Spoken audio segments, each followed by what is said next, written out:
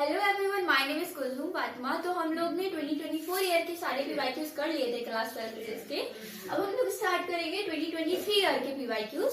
तो 2024 ईयर के सारे पीवाईक्यूज क्वेश्चंस हो चुके हैं, हम डिस्क्रिप्शन में डाल देंगे लिंक्स, तो आप उसको भी जाके देख लीजिएगा।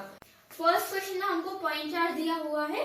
उस पॉइंट चार्ज को हमने पहले r डिस्टेंस में रखा from a short dipole on its axis, experiences a force, उसका फोर्स F है। अगर डिस्टेंस चार्ज का 2r हो जाए तो फोर्स क्या होगा, उसको हम F डैश ले लेंगे बाद में। तो देखिए पॉइंट चार्ज, सबसे पहले तो हम लोग को पता है F इक्वल्स QE होता है। एंड फोर्स, जब एक चार्ज शॉर्ट इलेक्ट्रिक डाइपोल पे रखा होता है on its axis, axial point पे रखा होता है, इलेक्ट्रिक फील्ड क्या होती है, हम लोग बोल सकते हैं electric field at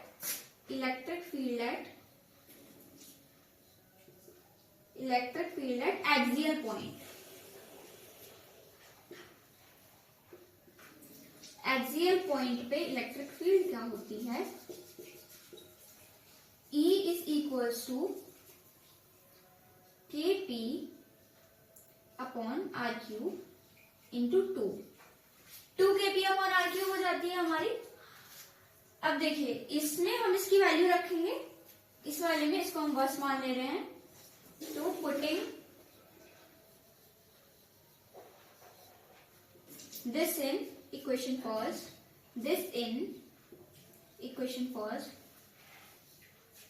F equals QE होता है, Q हमारा ऐसे ही रहने देंगे और E हमारा 2 Kp अपॉन R क्यूब हो गया, 2 Kp upon R cube. F हमको पता चल रहा है। तो F से देखिए, आप इस फॉर्मूले को अच्छे से देखिए, तो क्या ये नहीं पता चल रहा है कि F is inversely proportional to R cube? पता चल रहा है ना हम लोग को कि F is inversely proportional to R cube, F is inversely proportional to R cube. यही हम लोग अगर रेशियो बना ले, जैसे हम लोग का F है, ठीक है, F इनवर्सली प्रोपोर्शनल टू हमारा R क्यूब है, ये हम लोग को पता है। तो जब 2r होगा डिस्टेंस, तो जो हमारा न्यू फोर्स है वो हमारा 8r क्यूब हो जाएगा। तो हम अगर निकालें F dash, it will be proportional to 2r का whole cube, which is F dash is inversely proportional to 8r cube. हो गया। अच्छा, F डैश अपॉन F करें हम, equals R cube upon 8r cube, यही आएगा हमारा। R क्यूब से R क्यूब कट जाएगा और F डैश हमारा आएगा F अपॉन 8, यानी कम हो गया इतना, F अपॉन 8। F अपॉन 8 हमारा है B, तो B is the correct answer. हमारा सेकेंड क्वेश्चन है, एक मेटालिक कंडक्टर के लिए the correct representation of variation of resistance R with temperature T क्या होगी। तो हमारा जो फर्स्ट ऑप्शन, इसमें जब टेम्परेचर 0 है तब रेजिस्टेंस 0 नहीं है और सेकंड में हमारा टेम्परेचर 0, रेजिस्टेंस 0, हमारा लीनियरली ये इंक्रीज हो रहा है। यहाँ पे हमारा नॉन लीनियरली डिक्रीज हो रहा है और ये हमारा D, इसमें हमारा नॉन लीनियरली इंक्रीज हो रहा है। तो देखिए जब भी हमारा मेटालिक कंडक्टर होता है उसमें जो RT के बीच में रिप्रेजेंटेशन होती है वो होती है ऐसी। हमारा नॉन लीनियरली जब रेजिस्टेंस इंक्रीज कर रहा है, टेम्परेचर भी इंक्रीज करता है, बट नॉन लीनियरली करता है। तो D is the correct option. तो अब हम आते हैं अपने थर्ड क्वेश्चन पे। The potential difference across a cell in an open circuit है हमारे पास, वो 8 वोल्ट है। It falls to 4V when a current of कितने ampere, 4 ampere is drawn from it. The internal resistance of the cell is, internal resistance यानी small r हमको बताना है। तो देखिए एक ओपन सर्किट दिया हुआ है, एक ओपन सर्किट में हमारा जो वोल्टेज होता है उसको हम EMF बोलते हैं, इलेक्ट्रोमोटिव फोर्स बोलते हैं। तो यानी हमारा वोल्टेज जो होगा वो इलेक्ट्रोमोटिव फोर्स के बराबर होगा। देखिए हमको पता है E minus I R is equal to del V. Del V क्यों बोल रहे हैं? Because this is change in potential difference. और हमारा V2 माइनस V1 है ये, मतलब E माइनस आई आर हमारा, देखिए इन an open circuit, open circuit है हमारा, करंट तो जीरो हो जाएगा। तो इन an open circuit current I हमारा जीरो हो जाएगा। इसको इधर कर दे रहे हैं हम लोग। करंट आई हमारा जीरो हो जाएगा ओपन सर्किट में। तो ये तो पूरा हमारा जीरो हो जाएगा, क्योंकि जीरो इंटू आर हमारा ये वाला पूरा टर्म जीरो हो जाएगा। तो E इक्वल्स क्या आएगा हमारा डेल वी, और डेल वी हमको पता है कितना है 8 वोल्ट। तो E इक्वल्स टू 8 वोल्ट, इतना हमको पता चल गया। E 8 वोल्ट से हमको निकालना क्या है? इंटरनल रेजिस्टेंस निकालिए। तो दोबारा यही फॉर्मूला लगाएंगे, E minus I R equals del we.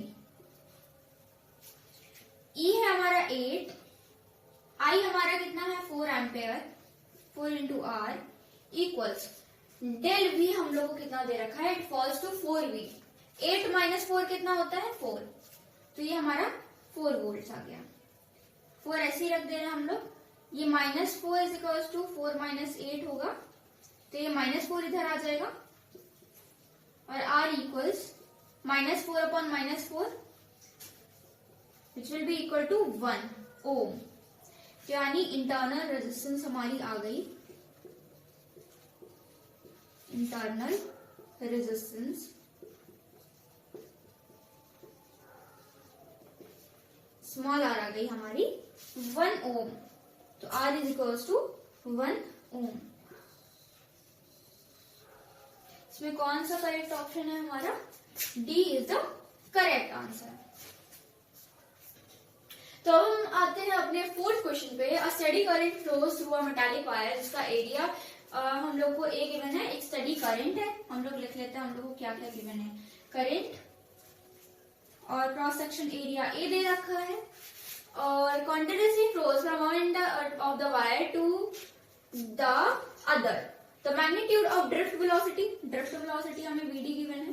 The magnitude of drift velocity of the electrons as a function of A can be shown by free electrons, यानी हमको E भी गिवन है, free electrons E भी आ रहा है इधर, और electrons है तो नंबर ऑफ इलेक्ट्रॉन्स भी आएगा, हम लोग को पता है। तो देखिए इन सब टर्म्स को मिला के कौन सा फॉर्मूला आता है? हम लोग को पता है, there is a formula I is equals to NE A VD, ये हम लोग को पता है। I is equals to NE A VD होता है। E थोड़ा बड़ा बना दे रहे हैं। I is equals to NE A VD होता है, हम लोग को पता है। I is equals to NE A VD में I और VD डायरेक्टली प्रोपोर्शनल है। हम लोग को निकालना किसका है? VD और A का फंक्शन, मतलब हम लोग को निकालना है। तो VD और A देखिए, VD और A, VD को इधर ले आए तो I upon VD equals NE A। साफ साफ दिख रहा है कि VD is inversely proportional to A। VD is inversely proportional to A। Inversely proportional है यानी डिक्रीज होगा। अब ये डिक्रीज हमारा लीनियर नहीं होगा, ठीक है, हमारा डिक्रीज लीनियर नहीं होगा, नॉन लीनियर डिक्रीज हमारा ऑप्शन ए में हो रहा है। तो this is the correct answer. देखिए हम लोग देखते हैं कि क्या क्या चीज हम लोग को गिवन है। तो आई हम लोग को मतलब बोल क्या रखा है क्वेश्चन में? आई हम लोग को बोल रखा है एक स्टेडी करंट है हमारे पास एरिया है क्रॉस सेक्शनल, हमारे पास ड्रिफ्ट वेलोसिटी है, हमारे पास इलेक्ट्रॉन्स हैं, और हमारे पास नंबर ऑफ इलेक्ट्रॉन्स है। इलेक्ट्रॉन्स और नंबर ऑफ इलेक्ट्रॉन्स है। फ्री इलेक्ट्रॉन्स बोल रखा है, एक इलेक्ट्रॉन नहीं से नंबर ऑफ इलेक्ट्रॉन्स n है। हम लोग पता नहीं कितने नंबर ऑफ इलेक्ट्रॉन्स है, तो हम लोग को क्या करना है? ए और VD के बीच का हम लोग को निकालना है व्हाट इज द फंक्शन। तो हम लोग को पहले देखना है कौन कौन से टर्म्स गिवन है, उन टर्म्स से हम लोग को फॉर्मूला कौन सा पता है? I equals to NE A VD, ये हम लोग को पता है। तो हम लोग फिर इसको इधर ले जाके सॉल्व करेंगे। तो VD is inversely proportional to A, ये हम लोग को पता चल गया। अभी लीनियर नहीं है, एक दूसरे के लीनियरली डिक्रीज नहीं होंगे। इनवर्सिव प्रोपोर्शन का मतलब डिक्रीज हो रहे हैं, लेकिन लीनियरली डिक्रीज नहीं होंगे। लीनियरली डिक्रीज नहीं होंगे मतलब नॉन लीनियरली होंगे, नॉन लीनियरली डिक्रीज। इसमें तो क्या हो रहा है, लीनियरली डिक्रीज हो रहा है, इसमें कांस्टेंट है, इसमें लीनियरली इंक्रीज हो रहा है। तो करेक्ट ऑप्शन इज हमारा ए। हम लोग का फिफ्थ क्वेश्चन है, diamagnetic substance is about near the north और south pole of the bar magnet, it will be. मतलब एक बार मैग्नेट का कोई डायमैग्नेटिक सब्सटेंस है, उसके नियर मतलब लाया गया है, तो क्या होगा, वो रिपेल होगा बोथ पोल से, अट्रैक्ट होगा, या फिर नॉर्थ पोल उसको रिपेल करेगी और साउथ पोल अट्रैक्ट करेगी, या फिर वाइस वर्सा। तो देखिए क्या होता है, हमारे पास अगर एक डायमैग्नेटिक सब्सटेंस है, इसको हम डी एस से डिनोट कर रहे हैं, उसको जब हम किसी मैग्नेटिक फील्ड में लाते हैं, this is our magnetic field, तो देखिए ये हमारी मैग्नेटिक फील्ड हो गई बी, बी बोल दे रहे हैं इस मैग्नेटिक फील्ड को, बी से डिनोट किया जाता है हमारी मैग्नेटिक फील्ड को। ये हमारा डायमैग्नेटिक सब्सटेंस है, इसकी नॉर्थ पोल, ये इसकी साउथ पोल। तो जब भी हमारा डायमैग्नेटिक सब्सटेंस होता है, उस पे जो मैग्नेटिक फील्ड्स होती हैं वो उसके अंदर से नहीं जाती हैं। जब हम उसको मैग्नेटिक फील्ड के पास ले जाते हैं, अंदर से ना अंदर से नहीं जाती हैं, वो ऊपर से चली जाएंगी या तो उससे दूर होके नीचे से चली जाएंगी, अंदर से नहीं जाएंगी। यानी देखिए दोनों पोल क्या कर रही हैं, रिपेल कर रही हैं। तो जब भी कोई डायमैग्नेटिक सब्सटेंस आता है किसी मैग्नेटिक फील्ड के कांटेक्ट में, तो हमारा दोनों पोल्स उसको north and south pole repel करती हैं। A is the correct answer. ये क्वेश्चन एक बार फिर हम लोग रिपीट कर रहे हैं। डायमैग्नेटिक सब्सटेंस है हम लोग के पास, उसको हम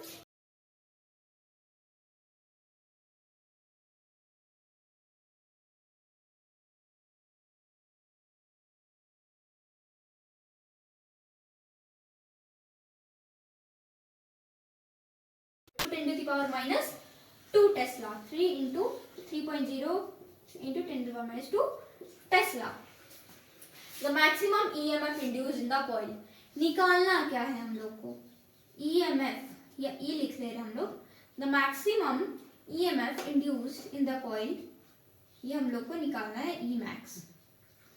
अच्छा हम लोग को पता है ई होता क्या है, E is NBA omega sine omega T, NBA omega sine omega T, इतना पता है हम लोग को।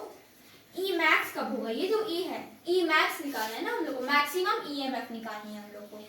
ई मैक्स कब